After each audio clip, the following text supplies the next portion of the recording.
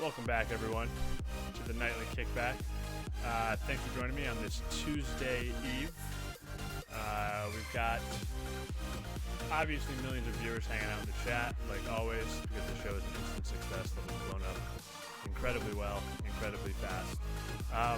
Thanks again last night to everyone who showed up for that really awesome Star Wars trivia night. May the fourth be with you. Obviously Star Wars is for nerds, but whatever my audience asks of me, I will give them. But tonight, we're gonna correct that nerdiness with a big, cold splash of cool, because I've brought on two living legends to guide us through this evening of meditation and dopeness. So everyone say hi to my boys Alex Ragatz and Keen Ruffalo. Hello, ladies and gentlemen. Hello, people of Foreman. It's good to be here. It's an honor to be here, actually. I don't want to understand. This is a big honor. This show is incredibly popular and successful. So I hope you understand what this will do for your personal profile. No, I'm probably going on Joe Rogan next week because of this. You're Venmoing me after this, right, Kelly? He's been, yeah. Just nod. Yeah, just go with it. Yeah, totally. The two of them are currently sequestered in the Catskills, in a little cabin, probably researching alien conspiracies. Mm-hmm. Somewhat, yeah. We got no Wi-Fi out in here, which really helps our conspiracy research. Absolutely. I can see that. Well, who needs Wi-Fi when you got this wall of books? I was gonna say, like, what an excellent choice of a background. Your wall of information. Oh yeah, or do you want to show the world how well read we are? Because we spend a lot of time reading. Knowledge. Pull like one book off just to impress us with the depth of academia that you've collected for yourself. Caribbean for Dummies. Well, now we're talking. Yeah. I thought this was about Pirates of the Caribbean. I was like, but turns out they actually made the thing from Pirates of the Caribbean into a real thing. And they adapted the Caribbean into an actual destination, is what you're saying. Yeah. That's wild. Shout out Disney for that. Yeah. And what was the connection that had to aliens? Was that I'm trying to think of a quippy response, but one's just not loading. As long as we're honest, when our riffing doesn't work all the way. Yeah. I can't hide it. So what's been up with you, dude? Not much, we don't really have any responsibilities right now. So nice. The days are really freeform and loose. So there was a good period of time where bedtime was between 4 and 6 a.m. and morning was between 1 and 3 p.m. It's funny how immediately we derail sleep schedules. It happens fast. And now for some reason, but Keen was always going to sleep before me and waking up before me, and now we've kind of switched because now I've been starting to go to bed earlier and waking up earlier. Keen got his PC set up here, so now he's been doing gaming. We've lost him. He's disappeared into that machine, I'm sure. Yeah. So are you guys like on opposite sleep schedules? Is that what you're saying? Is this like the 2-hour window where you guys actually get to say hi to each other? I wouldn't say quite opposite. There's just that window. There's just a good few hour window now where of just complete silence for one of us. But we have ways to fill that void.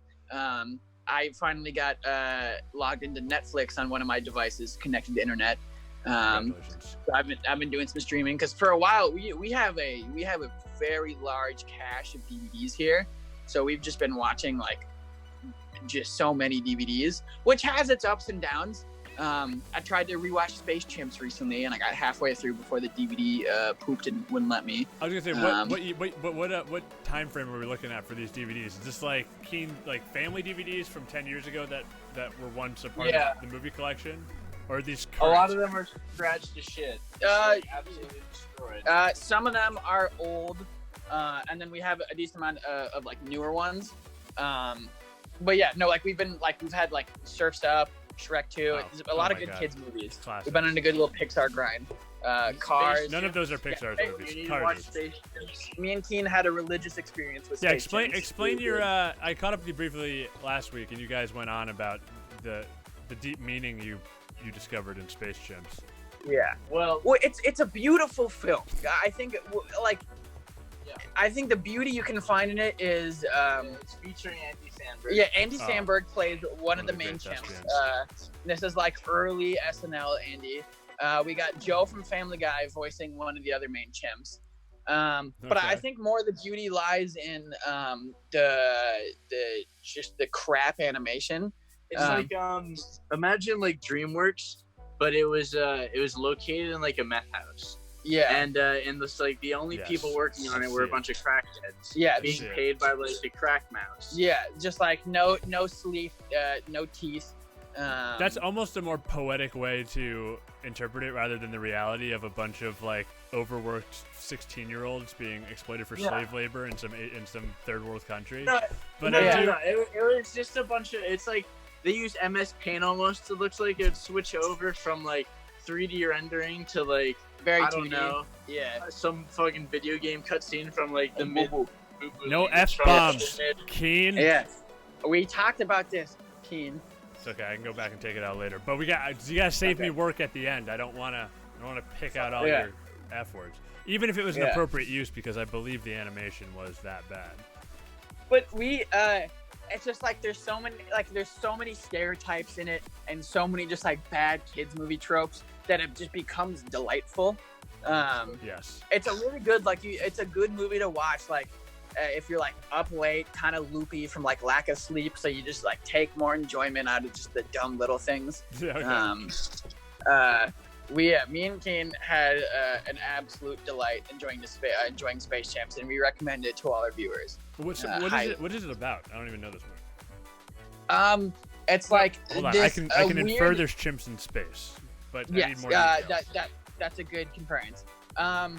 There is a rover that gets sent to an alien planet, and then this one alien jerkhead named Zartog steals it and starts using it for his own good. He's being kind of mean to the other guys who are littler on the planet. He also, when they first introduced him to you, it's very similar to how like we meet Shrek, how he's in like some kind of like swamp-like house, and everyone's like, he's mean, we don't go in there.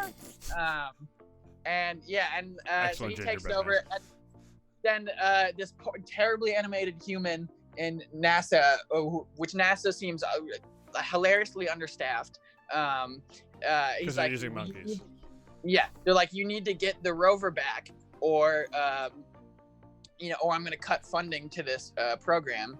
And it's like, oh, well, we don't know what's good, like, because the rover went through a black hole. They're like, well, we don't know what this will do to humans, so let's send our chimps. So they send 2 chimps that they already had in the program, and then they didn't kidnap, but they got a monkey. They purchased this monkey from a circus played by Andy Samberg. What is purchasing? Is that like you kidnap the monkey but then leave money behind? Well, I think it was the circus owners were okay with it, but it was very much against Andy Samberg chimps' will. Chimps don't have rights. Yeah. Now, were these chimps like? Are they smart? Can they talk to humans, or are they can like talk to animal each other. movie smart? They can talk to each other, and they can do hacking, which for some reason Wait, what a never twist! noticed. But they have scenes where they're like trying to talk to humans, and then they cut to the human's perspective, and the chimp is just. So they explicitly state these chimps cannot communicate with humans. However, they can speak the common language of hacking. Yes. Yeah, they can. Because every animated movie needs one genius hacker. This was early 2008, by the way. So like Hacker Boy was like full blown effect right now. Yeah. I would argue that 2008, like Hacker Boy was like over the hill. This is like late hacker humor. Yeah. Also, we're in desperate need of haircuts. I can't see anything anymore. I got a haircut, thankfully, like the day before I moved out to New York, which was right before quarantine started. So I'm doing okay. You look very chipper. I just got a haircut today. I got a secret haircut. Did you do it yourself? I can't. Nope. I got a friend who cuts hair, and I was like, "Help me out, bro," and he was like, "I got you." You got any underground hair cutters I can hit up? Oh boy, Any I got such a any network haircut of just dealers? of like dark web hair cutters we can hit up for you. Oh boy. Oh, well connected, man. I need that. Yeah. Yeah. I appreciate that. I just like unfurl a scroll of like all these numbers of hair cutters that I know. I'm like, Yeah, you have to do a I have blood an oath. underground network of trapeze artists and trainers. See, that's the network if you ever I want to be need- part of.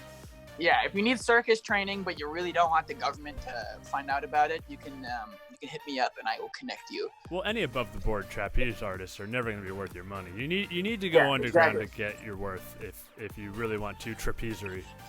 Yeah, exactly. Because there's too much bureaucratic BS red tape. running Weighs it down. the trapeze world. Hate it. Can't stand it. Yeah, So during ruining these, it. Hate to see it. during these free-form loose days you guys have been hanging out, and how are you occupying your time when you're not watching Space Chimps? Well, I've been working out more, which I've been feeling good about. I've been you're trying to getting get cut? some exercise out. We have a lot of space out here on the property to move around and explore. We have these like nice bikes with like little engines on them. They still have pedals, but they got an engine to get you going speedier. Yeah. So we'll take them around the hills nearby, just take in nature.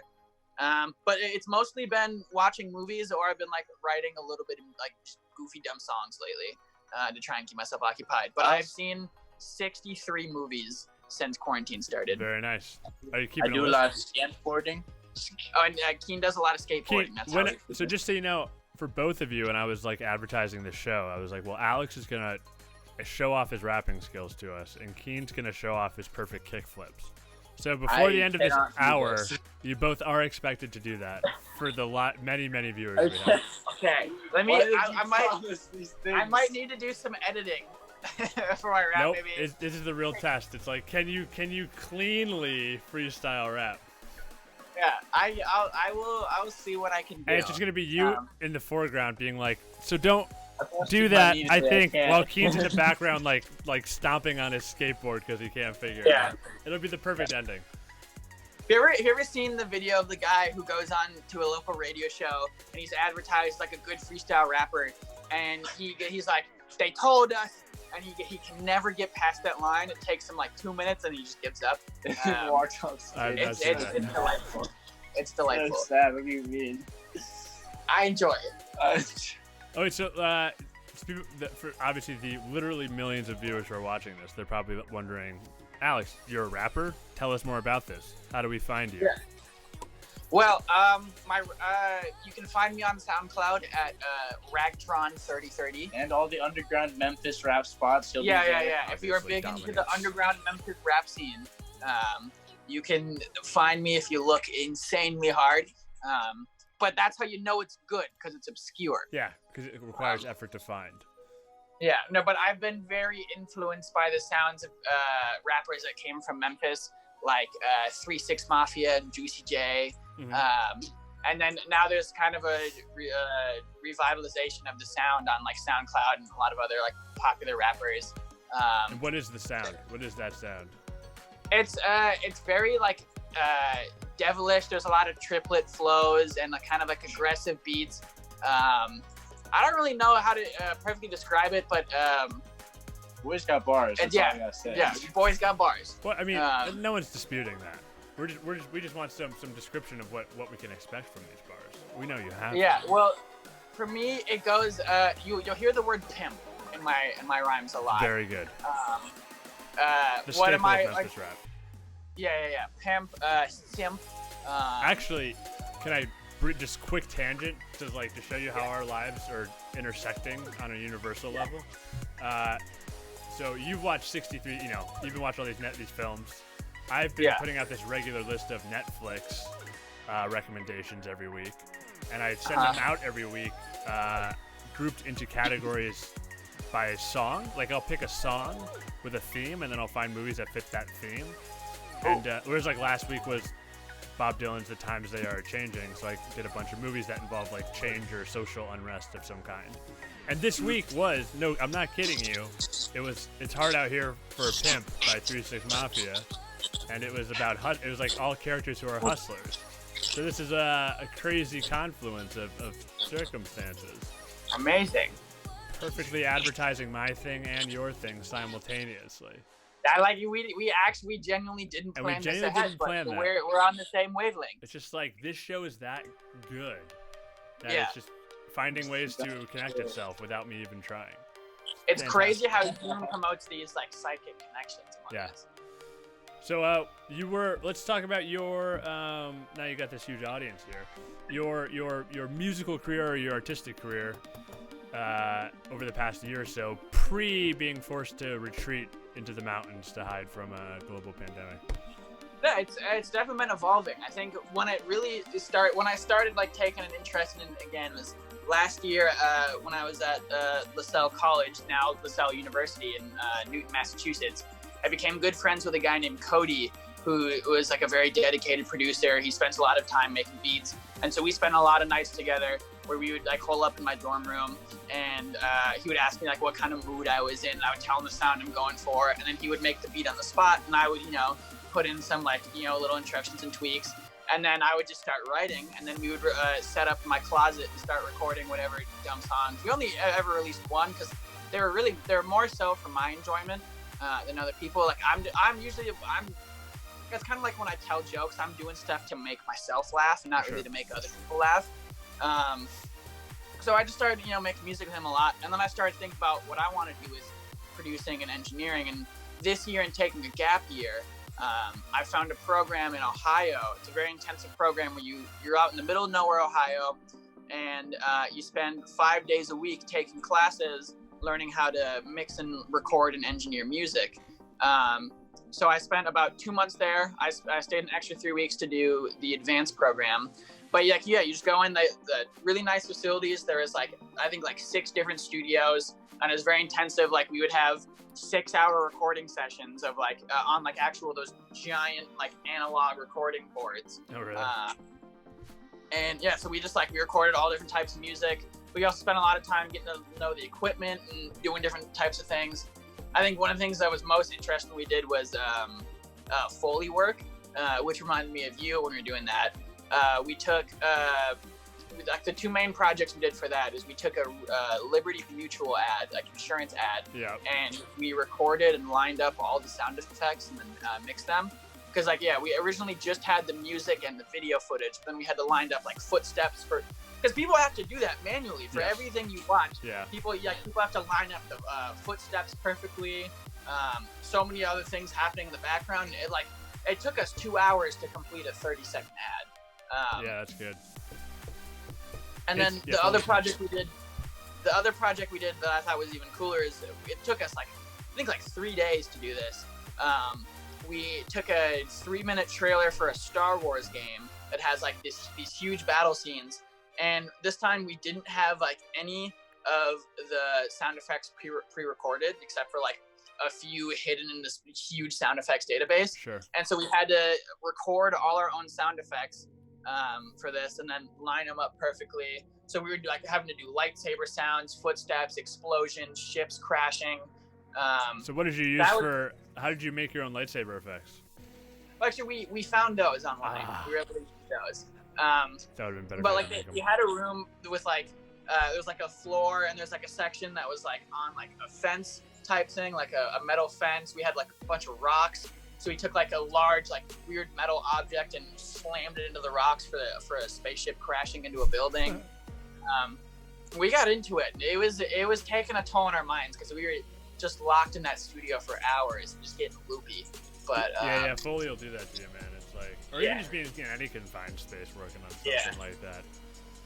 Yeah, but it was a good time. And so then I used that time also to take advantage of my nice studios, and I recorded and released my last song out there, which I thought was my most entertaining work yet.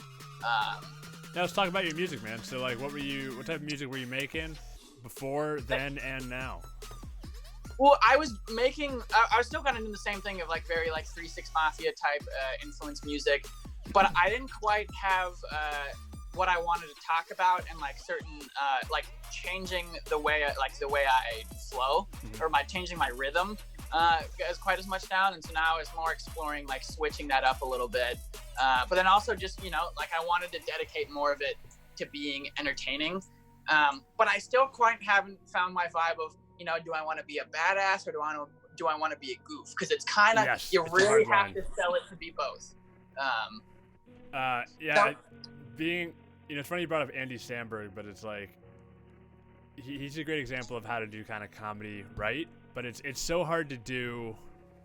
You have to commit to being comedy, because if you don't, you're just the guy making funny raps, and then you're either not funny enough or you're not serious enough, and it is hard. Yeah. It's hard to find a voice in there. Yeah, because I think I've done some ways where I'll write first verse where I'm just pretending to be like a huge badass, and look at me, all these cool, I got guns, and I'll punch your mom or whatever. And then the second verse, I'll just talk about how much of a liar I am and how none of that's true, and that I'm actually like very skinny and pathetic, and if you fight me, I probably will cry. That could be a funny song where it's like half of you going very hard and angry, like I'll mess you up, and then going back into like a quiet sort of man, I'm just kidding.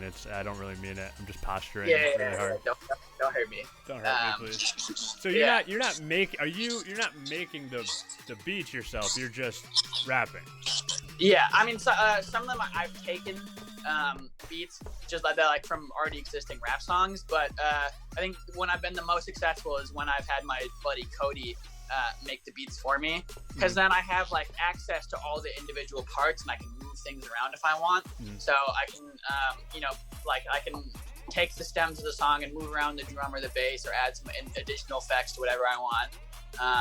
Because I learned a lot about using this software called Pro Tools, which is what a lot of like prominent engineers use in making music. And so I've learned some cool recording techniques from that, and how to make my voice sound spooky or whatever I want. So are you doing all that editing and production manipulation yourself, or are you like with the guy who made the beat and he's doing it while you're there with him? It's a mix of both. I like with the last song I made, my buddy, he sent me the beat and all the files to it, and then I had a friend there at the recording studio program in Ohio who had quite a bit more experience with that stuff with me, so he was kind of showing me some of the ropes, but I was also like but I was also a part of that and tweaking and making sure I was getting some firsthand knowledge or hands-on. And so at this program, was everyone there for the same music? Like, were they all hip hop, modern? Were they all rappers, or was it like a total spectrum of different? It was a big mishmash. I think of like the people I talked to, I think I was the most rap oriented. But I was able to branch out there more, and now I've been focusing more on like. I don't know how I would be. I don't have a voice for singing at all. I don't know how I'd be able to take part in this, but I've taken a lot more interest in like soul and R&B. Okay.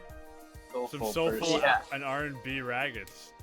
Yeah, I think that I would be interesting to find my place in that world, but I would probably need a few thousand vocal lessons. Or just a very advanced software. Yeah. Oh yeah. I've tried singing before, and it's not pretty. What was like the wildest out of all those people at that program? Which musical style was represented by a student that was like farthest from you? Like which person did you meet who was just on the other end of creative interest? Okay. I guess there's this one guy who was there. There an opera singer? There wasn't quite opera. I would say like the farthest was like maybe like there's people more interested in like country. Okay. But the terms of like just most different from me, there is a man there who was, I think he was in his 50s, and part of the program. He was a strange man. He had dreadlocks, and he was the type of dude where he would come over and hang out with us, but like. Everyone in my house was between the ages of 18 and 22. So we were all like less than half this guy's age. And he would just come in and he would usually have like a drink in his hand or something and then just talk our ears off about whatever life experience he's had. And he'd start bragging about playing with these obscure jazz musicians or whatever. And we'd all just kind of be sitting there like, cool. That sounds about right. Yeah. Usually it was a little exhausting. It's like Kelly. Yeah, it's like me That with is you guys. not like Kelly. It's like when I walk into like the common room and all of you are hanging out there, and I'm just like, oh man, I'm so cool, and I just basically try and convince you that I'm cool for an hour while none of you pay attention to me. That was exactly what this man was doing, but it was more like 3 hours, and at least you have And without at the least charm. you have our respect. You have earned our He respect. has some of our respect. It took Yeah. years of me talking your ear off, but eventually you're like, okay, you're not gonna give up. I respect you. Yeah, Not yeah. even. It's like, okay, old man, we'll listen to you. I won you over How with many my times wisdom. did I teach you this lesson, old man? Had to put a SpongeBob quote in there.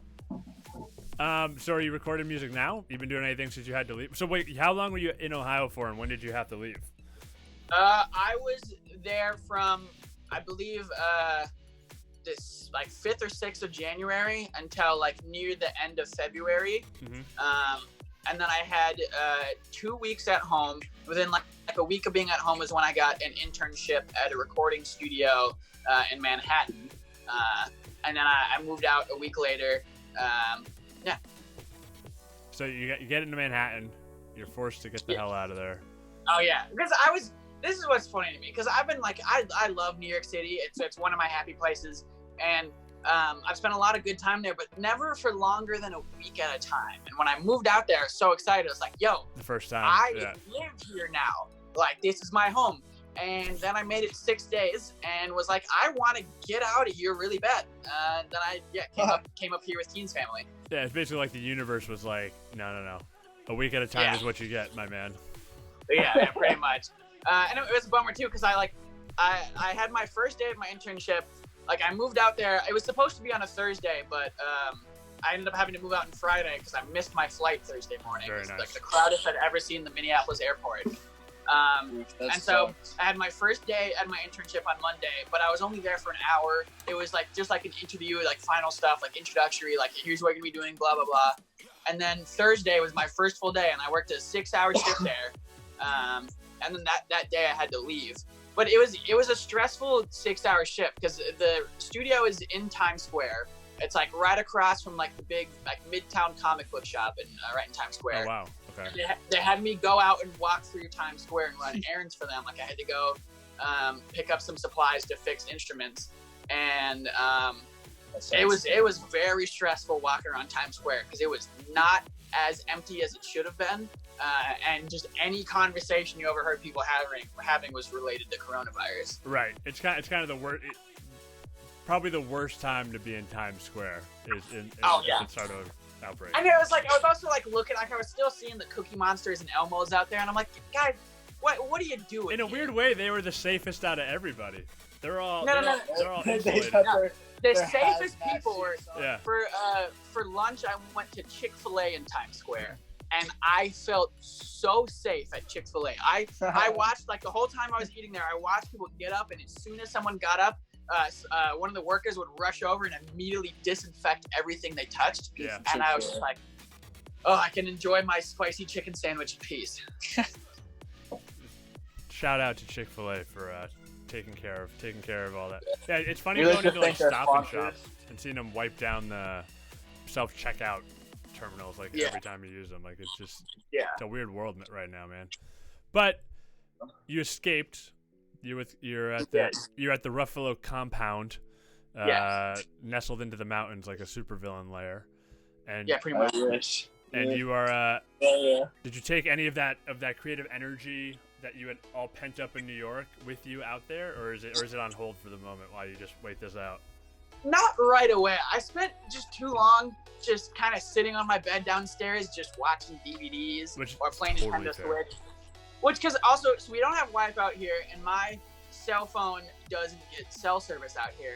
But that doesn't even matter, because within 4 days of being here, me and Keen were having a BB gun fight, and I made the amazing amateur decision to leave my phone in my pocket with the screen facing out. Nice. And no. Yeah, it was just absolutely shattered. And it took me about around a month and a half to get it replaced. Oh, no. So I spent a long time out here with no phone regrets. and very little contact with the outside world. I'll do it again. Yeah, I mean, obviously, if you have a phone in your pocket in a BB gun fight, you're gonna aim for it. That's only, that's really your fault, Alex, for keeping it in your pocket. Yeah, me and Keen have had this conversation. That little rectangle of light right by your bum is just like begging to be a target. The tragedy of it too is I had been just stoked out by the pond, just waiting for Keen, and I couldn't find him for like 10 minutes. I did some guerrilla warfare stuff. I was He really, came out of the pond with like mud all over his face. Yeah. He flanked me, but I got really cold. I couldn't feel my hands anymore, so I yelled, Keen. I was like, I give up. I'm going inside. It's 2 minutes later. I was like almost right beside him, pretty much flanking all the way around from the left. So I was like, I'm not about to reveal my place and be like, no, wait, stay where you are. So I was 5 feet from the door when I got shot, and my phone was destroyed. I was this close to safety. I'm not gonna let you do it though. There was some payback. I did get to shoot him in the hiney from pretty close range.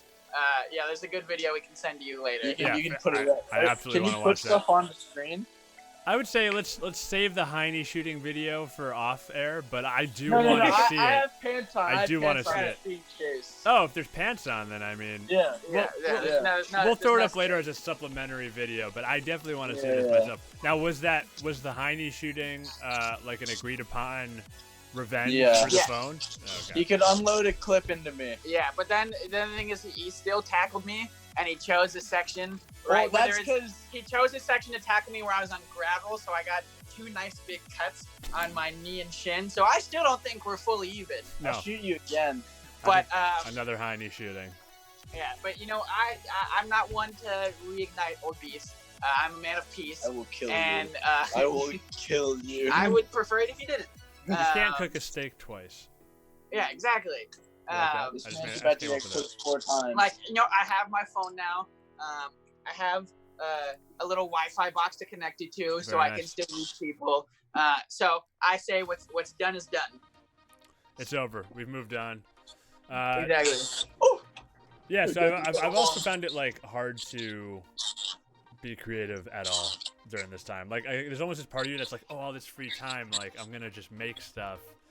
But it's different. The best creativity comes from restrictions.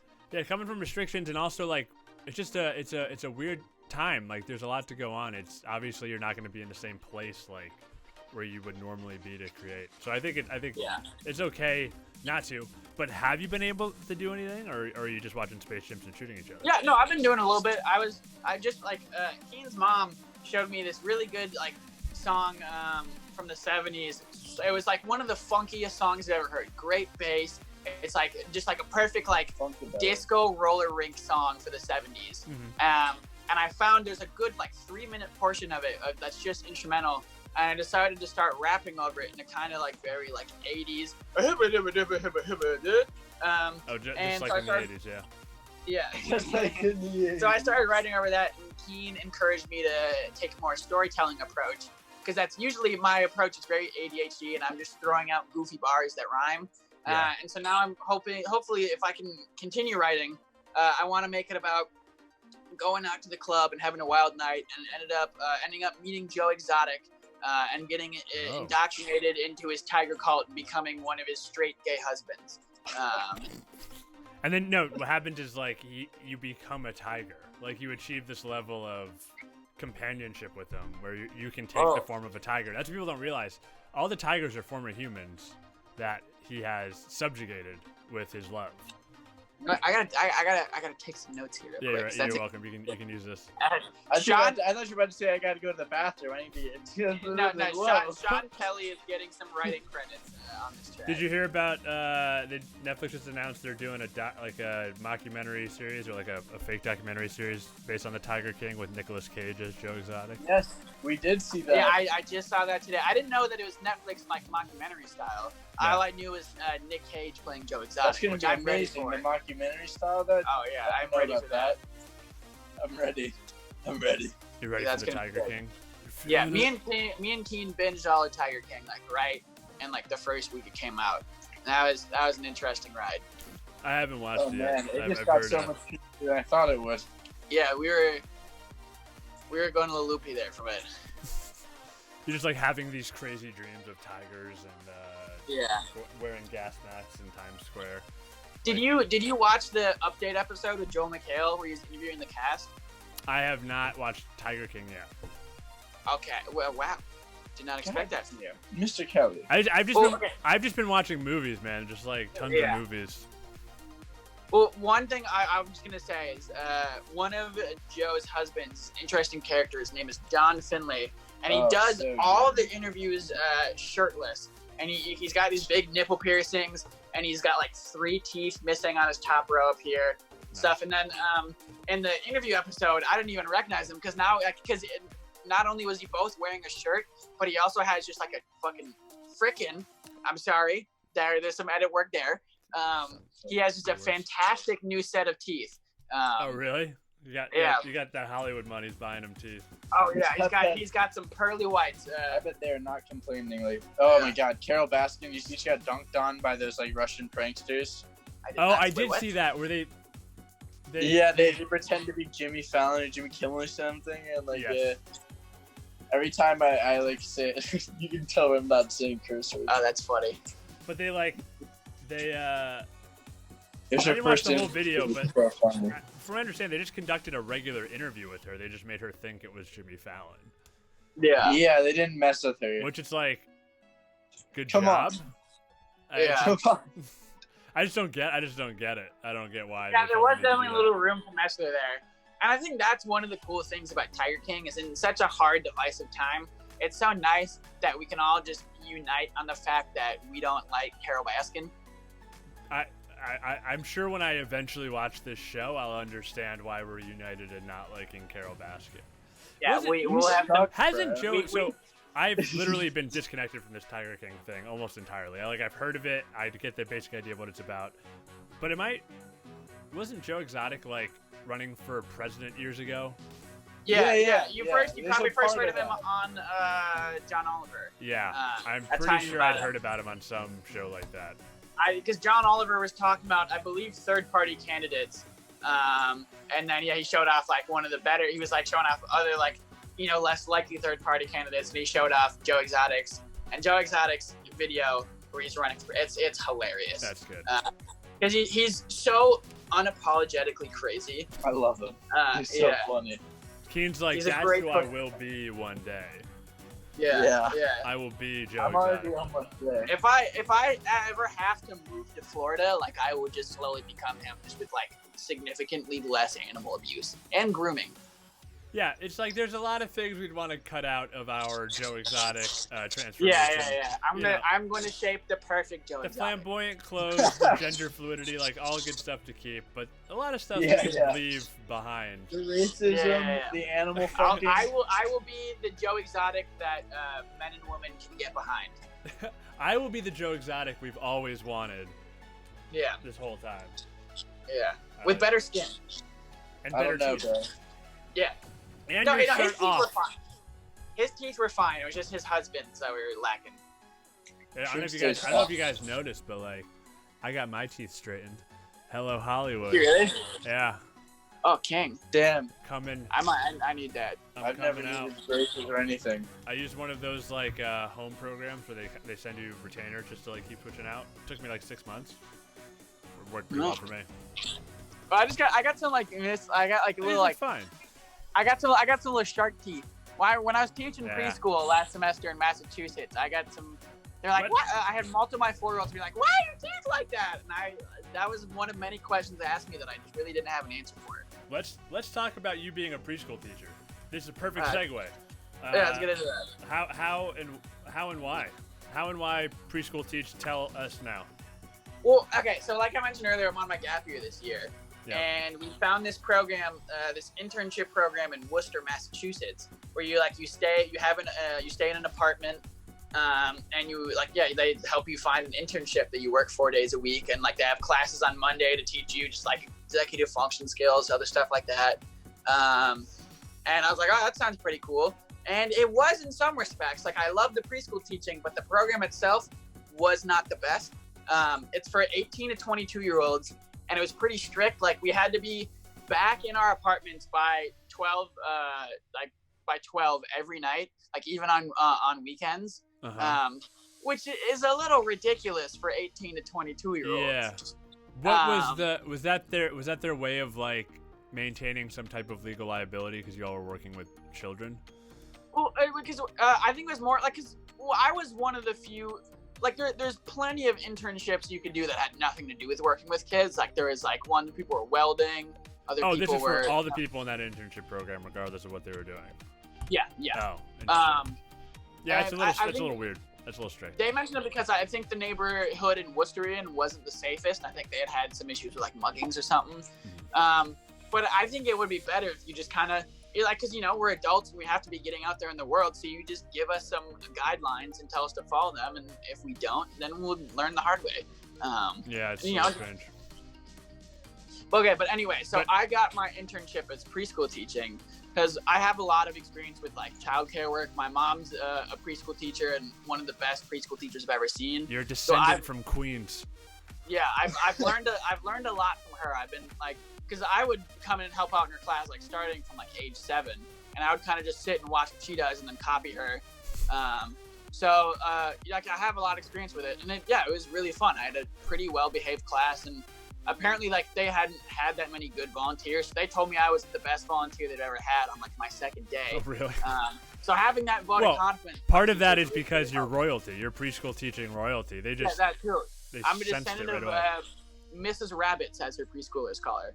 They looked at your application. And you're like, wait, the Mrs. Ragatz? And you're like, yes, I am her son. Everyone, yeah. And they all were like, just yes, join us. They had a moment like the Ewoks bowing down to C-3PO. Yes. And you were like, I'm fluent in over 6 million toddler speaks. Yeah, most of those languages are just interpretive games. Yeah. But if you know me, I have a lot of yelling, crying, and peeing your pants, but it's all a form of communication for them. Yeah, it's very good. But yeah, but it was a good time. Like I worked every day from like 8:30 to 3:30, like Tuesday through Friday, and it was really rewarding, but also just incredibly exhausting at times. Because they just have so much unlimited energy, and there's just some days where I was just not having it, but I owe it to them to return their enthusiasm. So there's hard days, and also like kids would just ask me some of just the most unintentionally hilarious things. I had this one really well-behaved kid in my class who would kind of like to follow me around, and I would just work with him a lot. Yeah. One time he goes up and he goes, "Hey, Mr. Alex, can you do a black flip?" And I was like, no, and this hasn't changed. Like he would ask me that like races? Half an hour. Wait, what? You said black flip. Yeah, that was it. That was his term. And then you say, "Do you mean switch races?" And he's like, "No, you idiot." He's like, "No, idiot." By the way, quick sidebar. One of our viewers in the chat said they love your shirt. Just want to throw that out there. Thank you. I appreciate that. I not only do I love the shirt, but I also love Girl Scout cookies, lasagna, and I hate Mondays. It's like a home run of a what's the word I'm looking for? Like a jokey tee. This isn't my only Garfield merch either. I also have a nice Garfield hoodie. People don't know that Alex Ragatz is actually a dedicated member of the Garfield fan community. He's been contributing lots of suggestive He's written art, a lot of his own fandom. A lot of fan fiction. Almost all of the money, the box office money that Garfield, A Tale of Two Kitties earned came from me. It's just you going you buy out whole theaters once a week. I work something out with AMC. I would reserve entire theaters. And they're like, why is this movie playing so well in Minneapolis? We can't figure it out. I had a global market. I was having to make a ton of money in Saudi Arabia too. That was the main one. So I remember discovering that certain cartoon characters have weird cultural followings in different countries. They made, how they do those live action adaptations of cartoons, like the Smurfs, where it's the CGI character in the real world of people. It's like the Alvin and the Chipmunks model they do. They made a Woody the Woodpecker one that it basically went straight into the bargain DVD bin in America, but was a massive hit in Brazil, because in Brazil, Woody the Woodpecker's still huge. So that movie played but it just played amazingly there, even though we didn't even hear about it here. And it's I wonder what country is it that turns out in droves for Garfield? What is the country that's Garfield's our guy? I don't know, because England. Yeah, England. Wherever Bill. No, England's a Felix the Cat. I want to say wherever Bill Murray is loved, but that's like everywhere. Yeah, like, you can't... Bill Murray's universal. Yeah. But specifically, like, what is that group of people that are like, oh, we gotta go to Garfield? I'm gonna go with like Venezuela. Yeah, I'm gonna say like probably a Spanish-speaking country or like a Laos. Yeah. Oh. I bet Garfield slaps in like Italy. Or somewhere where like cats are revered. Like maybe if Garfield. No, but came somewhere lasagna's popping. Like Italy, definitely they really like Garfield. But I'm thinking if Garfield came out in theaters in ancient Egypt, you're raking in diamonds, baby. I'm imagining like some archaeologist. He's like, it's like 1925, and he has his pick, and he like crushes open the door to the tomb of like Tutankhamun, and they're like coming inside, like, this is history, and he like has his flashlight, and he just like runs it across the wall with all these hieroglyphics of kings, and then it just lands on this fat orange cat, and he's like, what is this? He's like, this is their god. Yeah. This is their god. And he just drops it in thermal. It's just all of Garfield comics in like old ancient Egyptian art styles, just all over the walls, like amongst all the gems and treasures and stuff. Yeah. Well, there's something so special to me about Garfield because I used to really like the comics when I was a little kid, and I read back at them, and they're just so aggressively unfunny, and they're just kind of the archetype of like what our generation knows as like boomer humor. Like there's very little entertainment to be found in them, and I think that's really beautiful. Have you ever seen the Garfield without John comic? Oh yeah, no, Garfield without Garfield. Garfield without Garfield. Sorry, yeah, where it's just so John. It makes John look out to like have like this really schizophrenic, just like depressed. He's just talking life. in empty spaces. It's really fantastic. Sometimes that can kind of put me in a pit of despair though. Like it just it's very seems like dark. a void. Yeah. It is very dark. And I feel like now in quarantine, I feel like it's become more real for a lot of us than it was before. Oh yeah. More of us are living life as Garfield without Garfield than we want to be. So if Alex is designing his own Funny Papers character, who is it? Oh God, that's a good question. It's me. I'm definitely really abusive and like too mean. You would be the John of the comic. And no, then, bro, I'd be really. I'm like funnily mean to be a comic strip. Oh sure, it's funny. It's not funny. It's just really mean. It's not that. No, Keen, you would be the character no one in the comic takes seriously. Definitely the John figure. Yeah, I can see that. I'm seeing the lead as like a chicken nugget eating possum, which we have a connection to because the night we watched Space Chimps, we were sitting downstairs, we look outside the glass doors, and there was some chicken nuggets that one old that I dumped out outside, and there's just a possum just munching on chicken nuggets, just looking in our window. He just makes eye contact and he's like, "Thanks, bro." Yeah. He's become somewhat of a spirit animal for me. The possum. That's a good spirit animal. I named him Skitter. There was just something so hilarious of Skitter just like I've never seen a wild animal eating chicken nuggets before, and I don't think I'd ever been that close to a possum either. It just got you deep down. So yeah, I think that also played into Checked our a lot of religious boxes. experience with Space Chimps. Obvious. I get it. That makes sense. Wait, so we got away from you being, obviously when you talk about Garfield, you got to keep talking about Garfield, but you being a teacher to a bunch of 4-year-olds. Yeah. And said you were very, very good at it. What was the would you say was the hardest part of like having to be responsible for a bunch of little kids at once, and what was the most fun part of it? Well, I guess because I didn't have like the best sleep schedule out there, and so sometimes I would have to show up to work on like maybe 3 or 4 hours of sleep, and it was a mile walk for me to get to and from every day, and it was like very uphill on the way there. Mm-hmm. So I'd come up there already kind of sleepy, tired, and then just have to deal with just like this immense amount of energy and noise. So there's often times where I would just need to even if I didn't need to use the bathroom, I would just have to go to the bathroom and just sit in there for like 10 minutes and just use my phone for a little bit and just kind of just calm down and get away from the noise for a little bit.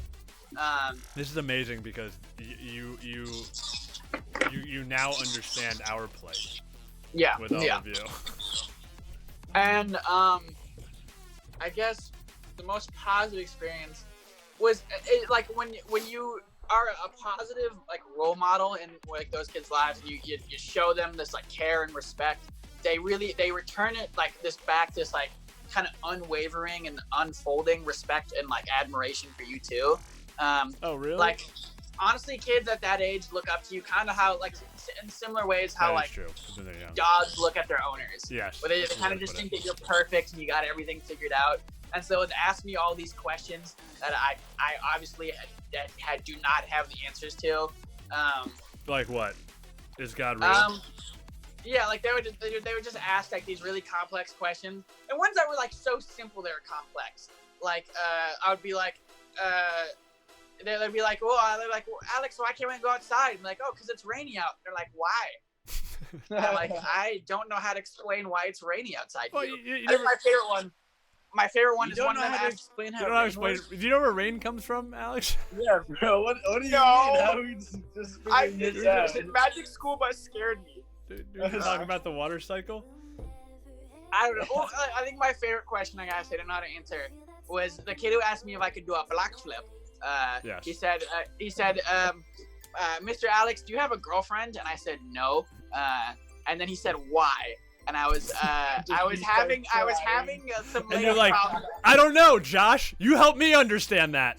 I was having some lady problems at the time too. So I was just like, They have an amazing ability to like cut through the BS. I remember when I used to run a tennis camp for kids like that age. And yeah, like you kind of just got it perfect. They do kind of look at you like they don't understand people are humans yet. So like if they like you, you're kind of like this little god to them. And it is a lot of responsibility, and it's also really wonderful. But they'll also just like probe you with no, and you know.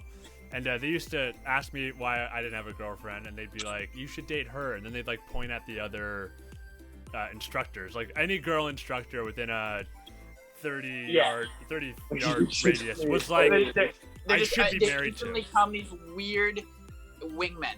Yeah. The most effective ones, if you were looking for it, because they'll walk right up to her and be like, "You should marry this guy."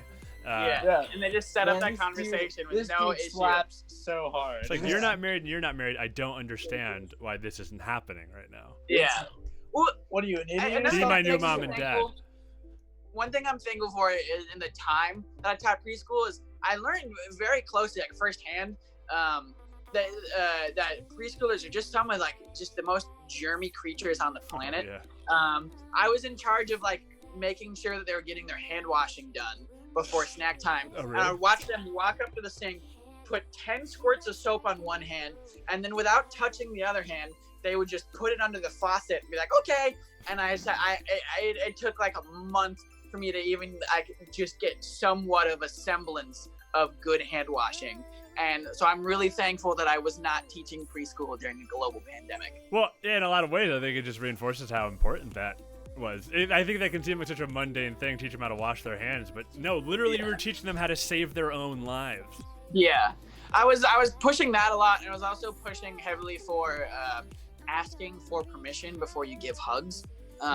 That's something I know my mom drives, and I think that's a good thing to teach early on. That's a great lesson early on. Because I would come in class and they would all run and be like, they referred to me as Mr. Alex. They'd all run up and say, Mr. Alex, and I would kind of get like attacked just by like hugs on my legs, and I would have to. I eventually, after like a month, was able to train them to kind of stand in a line and be like, hey, Mr. Alex, can I give you a hug? Sit. I'd be like, yeah. Like sit. Hug. Good. Yeah. Good boy. Spin. Spin. Get the paper. Yeah, they definitely are very germy though. They're always like leaking fluids at all times.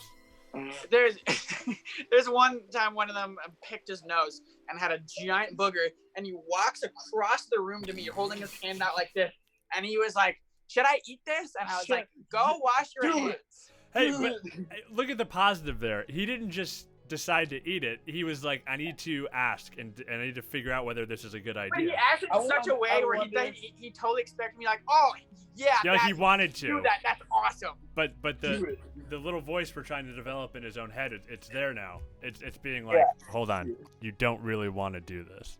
Yeah. Get help. Well, it was an interesting like dichotomy of teaching, because I would go there and try and tell them not to use potty words and all this stuff, but then as soon as But I use the leave, potty. I'm talking so much about poop and farts and whatnot. Yeah, I just don't really see a teacher when I think of Alex. Yeah, because he gets a very, I do. he does not get that part of my personality at all when we're talking. So the great detail that just occurred is you plugged that phone in and it switched to the name of Keen, which is Keen Big D MF, and that was amazing. Oh no. I was just turning up the brightness because it went way down for a second. I don't know if you saw it, but I had a little like and then I tried to hide the screen. I think I'm just gonna leave that in there because it's pretty funny. Oh god. I can. Yeah. Okay, Yes. like And that's the face of the man who wants to be known as the Big D MF, wherever he walks. Alex, you're totally a teacher, though. I can absolutely see you as a teacher. Well, I was still kind of considering that as a career, but like in just like because I'm good at it, and it's one of the few things I know that I'm good at that can be translated into a career. Mhm. But just that 3 months took a lot of energy out of me, It and is I a lot. wasn't even getting paid for that. And so now just to think about doing that full time and just not getting paid enough for that. Well, this is the welcome to the plight of being a teacher in America. I realize I'm probably just coming at your financial status here. That's No, not no, what you're not coming at our financial status. like- You're accurately describing the incredibly BS scenario of being an educator in this country. Yeah, because it's such a valuable thing to have, but you're just not getting enough appreciation. If And, like, anything, this quarantine I think is forcing people to really face what it requires. And I'm obviously actually doing fine, but like I think of all those public school teachers who are just oh yeah, just overworked and underpaid. And Yeah. they deserve our attention and our service and our money all the time. I can't even imagine being like a preschool Zoom teacher right now. Oh my Like I've God. seen some of that. I can't That imagine. seems like a freaking nightmare. Yeah, that sounds awful. Freaking nightmare. I mean, what do you even expect going into that? Like, you can't actually expect the kids to sit there for even 5 Yeah. minutes. Yeah, it's just not gonna happen. Especially because there's so many distractions on the computer and whatnot. They're like, I don't want to watch my teacher on the iPad. I can play Candy Car Race. Yeah, I got YouTube Kids. I can go look at strange videos of Elsa and Spider-Man. Those are so. I remember I was reading an article about like the weird. Oh, we can dive down that rabbit hole another time. Okay. Just the internet's effed up. That's the moral of the story of what I was Yeah, about to tell. and there's little control you can have over it. Yeah, and it finds its way. So let's. You know what I was watching recently that made me really drove that fact home? The documentary about Miss is on HBO. Say that you cut out there for a minute. The documentary about what? Mr. Rogers on HBO. Oh yeah. Because like there's not a lot of kids these days that's as amazing and wholesome as him. Like he was just such an all-around, just like great man. Yeah, he's a really terrific. He's a really terrific guy. You ever seen his speech he gave at the Senate committee hearing about why? Oh yeah, beef that was was amazing. that was a part of the documentary, but that scene was so cool. Yeah. Mr. Rogers was the man. I remember watching him. I remember one year for Halloween, I was like, I wanted to be a purple dinosaur. I was like, must be like 4 for Halloween, but not Barney. It was like I didn't want to be Barney. I specifically wanted to be the purple dinosaur or the dinosaur in a Mr. Rogers episode. See, I was already hitting deep cuts as a kid. Wow. I was like, no, I don't want that mainstream stuff. I want the obscure reference because I know what's cool. I think I've had my best obscure costume. I guess it wasn't obscure at the time, but it's obscure now. Is in 2012 I dressed up as Big Bird and I wore a sign around my neck that said "Save me, vote Obama." Do you remember that when Mitt Romney said in the presidential debate, Yes. he was remember like, I like everything you he and I did. like Big Bird, but I'm gonna cut fun into PBS. And also, I went with my best friend Owen, and I had him dress up as Mitt Romney and chase me around with an axe. That's very good. One of you should have got. The costume should have been is like Mitt Romney, but like with a bloodied Big Bird head in one hand. And then just me, headless Big Bird walking Yeah, around. just headless Big Bird walking behind. That would have been a little harder to pull off, but I think that would have been stronger. Yes, I do agree. That would have been a much more effective. Well, because there is a nationwide shortage on Big Bird costumes for Halloween. It was quite tragic, really. Is that true? But, yeah, no, because everyone wanted to be that year Big you're Bird saying. because of that. Gotcha. Yeah, but I had that left over because my brother had been Big Bird a few years prior. See, you So already we were have lucky it to in. hear it. Yeah. It did fit me. We were similar builds back then. Wait, Why you you and jump Big on Bird. him like that? What? You and Big Bird had similar builds. Yeah, exactly. Yeah, I'm Yeah. like 7'3". Very avian. Yeah. I got a nice feather waxing this morning. In I was gonna preparation. say they're not showing at all. Whoever did it did an amazing job. Yeah, it's great. Hurts though. Okay, so I'm not gonna hang up on you, but we have hit the hour of this show. So let's do like a quick. We'll obviously keep hanging out, but let's do a quick goodbye to everyone who's hanging out here. You're a musician. You're a teacher. You're chilling in quarantine. Oh wait, before we go, Keen, we need to see a kickflip. Yeah, that's not gonna One happen. one shot at a kickflip. One shot at a kickflip. No. I was shredding hard today. My legs are pretty shot. Oh. This is a nice day. Yeah, that's not gonna happen. Oh. All right. You can look at the videos. We'll upload one later. You can cut some. You can check Keen's Instagram for good skateboarding clips. They're too. bad. There's Check my out- worst- Yeah. So like, I need to upload more. what are some parting words you guys want to give to our millions of viewers? Anything you want to plug, say that isn't gonna get anyone in trouble? Sign up for my OnlyFans. It's popping, guys. It's so good. It's so good. I don't know. Kelly can confirm. Yeah. Just stay happy, stay positive, drink water, wash your hands, watch Space Chimps, and follow Sassy Goatman on Instagram. Shut up, man. Follow Sassy Goatman on Instagram. Don't follow Sassy Goatman. Follow King Keen. Follow It's King in the Keen. bio. I know Kelly's gonna drop it. I'll throw it in the bio. King Keen I'm and just Sassy kidding, don't- Goatman. I don't want any of the former kids to follow me. I'll suck. It's already out there, so. Whoa, I'm not tolerating this Foreman slander. Keen, move your legs so I can move us out. Foreman, we're great 2 years of my life, and I'm very appreciative for it. And stay strong, kids who don't have a graduation anymore. 4-year alumni didn't die. For your alumni who didn't die, it sucks not to have a graduation, but we're trying to give them whatever solid middle ground we can find them. Let's Yeah. give a shout out to the homies, Patrick, Zach Bugby, Chang, all the other guys. Yeah, John Blake. No, John Blake's not there anymore. Oh, yeah. He is. But you can shout them out still. Shout out everyone. Celia Tucker, Enzo Conti. All there. Mainly Celia Tucker. Is Enzo Lil Ravioli? We already said Patty. Lil Ravioli. You said Patty first. Okay. Who's Lil Jeremiah. Ravioli? Russell George. Yeah, Russell George. That kid, you took his skateboard like an asshole. I but did. I get it.